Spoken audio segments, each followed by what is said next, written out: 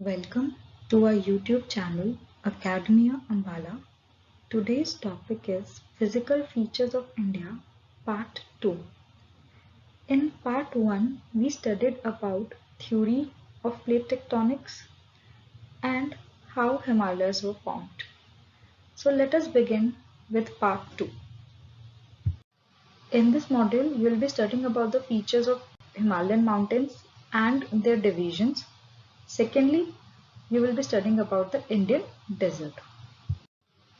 In our previous module, we have studied about the formation of Himalayas due to the collision of Indo-Australian and Eurasian plate.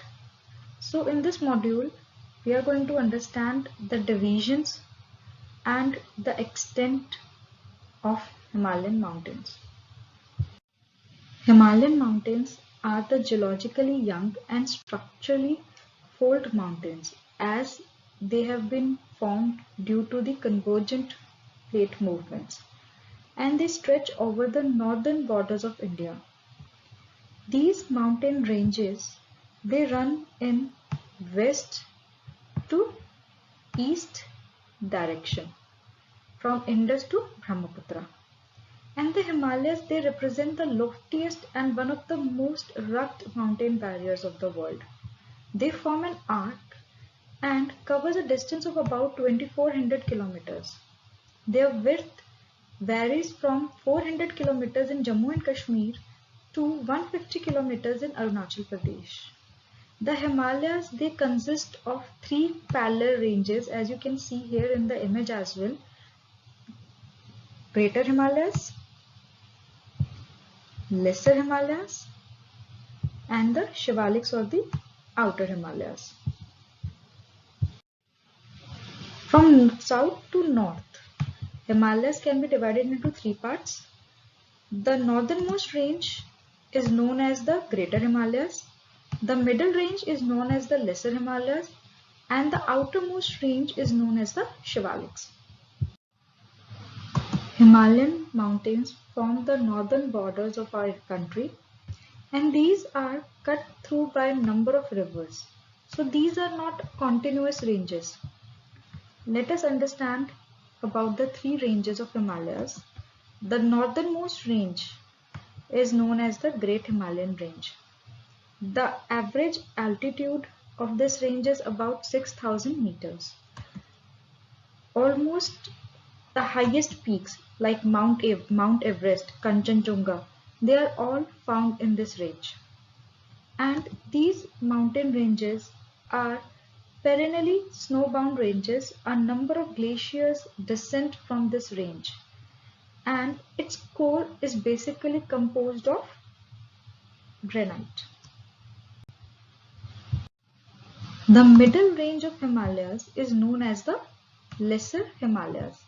They lie south of Great Himalayan Range. The average altitude varies between 3,700 to 4,500 meters.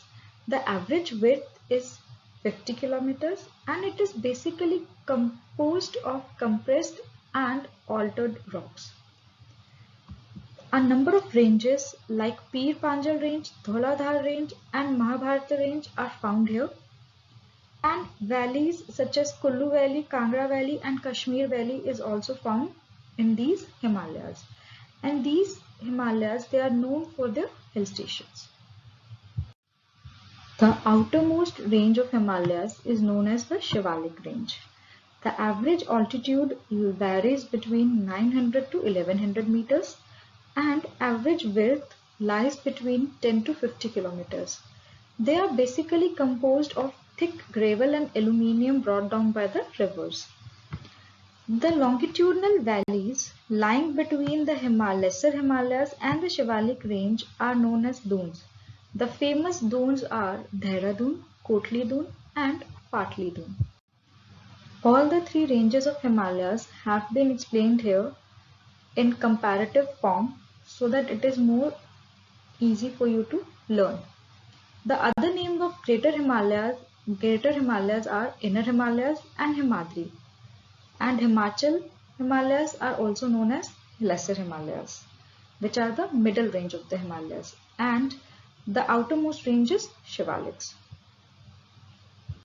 Besides the longitudinal divisions, which we have studied earlier, that is the south to north divisions, the Greater Himalayas, the Lesser Himalayas, and the Shivaliks. Himalayas can also be divided on the basis of regions from west to east, and these divisions have been demarcated by river valleys. For example, the region of Himalayas lying between Indus and Satluj river valleys is known as Punjab Himalayas, Kashmir Himalayas, or Himachal Himalayas.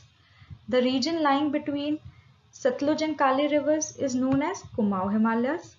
Region lying between Kali and Teesta river is known as Nepal Himalayas. And the region lying between Teesta and Dhyang river is known as Assam Himalayas. Students, you have learnt that Himalayas form an arc from west to east. But after reaching Dhyang Gorge, Himalayas bend sharply south to the south. They bend sharply to the south and spread along the eastern boundary of India. This boundary of Himalayas is known as the Purvanchal Himalayas. These hills run through northeastern states and are basically composed of sandstones. They are covered with dense forests and they mostly run as parallel ranges and valleys.